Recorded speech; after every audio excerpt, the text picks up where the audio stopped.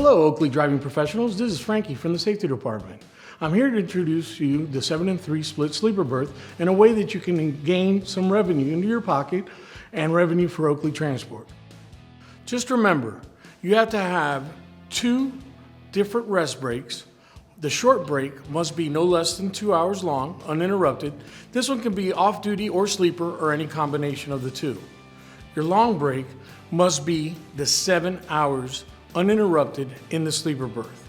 The two must equal 10 hours or more.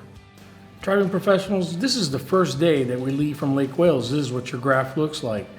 As you can see, you have your on-duty times, you have your drive times, sleeper and off-duty. And on this day, we did almost 848 miles.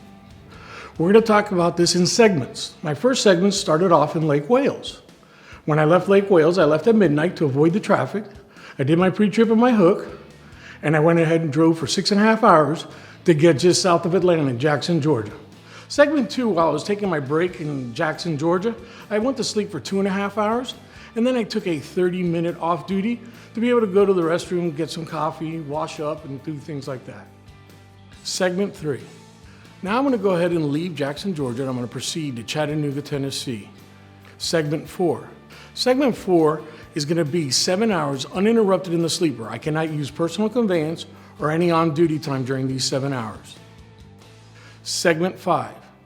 Segment 5 starts off my day with a pre-trip and a fueling, and I'm going to go ahead and proceed to go to Indianapolis, Indiana. Well, segment 6.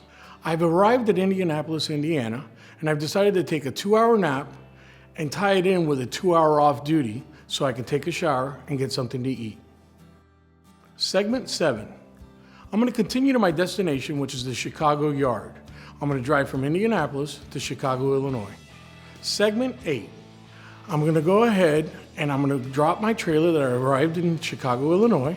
I'm going to do my post-trip and I'm going to connect to my trailer for my return trip. And then I'm going to go into the sleeper for 7 consecutive hours.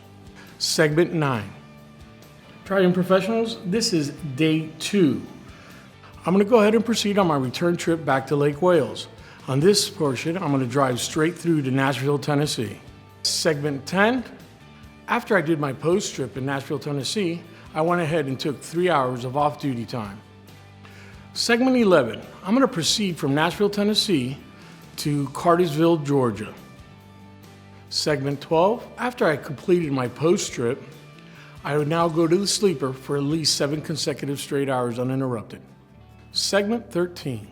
Well, now we're going to go ahead and return back to Lake Wales. We're going to drive from Cartersville, Georgia, all the way to the Lake Wales Yard. Once I arrive in Lake Wales, I will spend time on duty, dropping and hooking, and post-trip inspection. All right, driving professionals, I'm going to go ahead and give you a recap of the 7 and 3 and how we used it. You just got to remember that you have to have 2 periods of rest break that exceed 10 hours.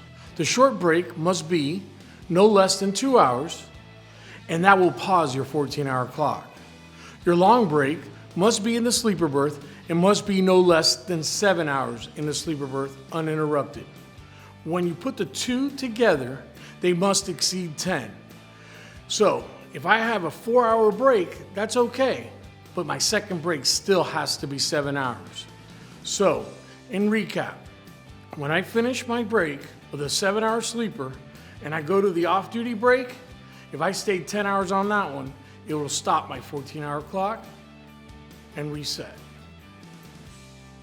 Well, driving professionals, that was a successful trip.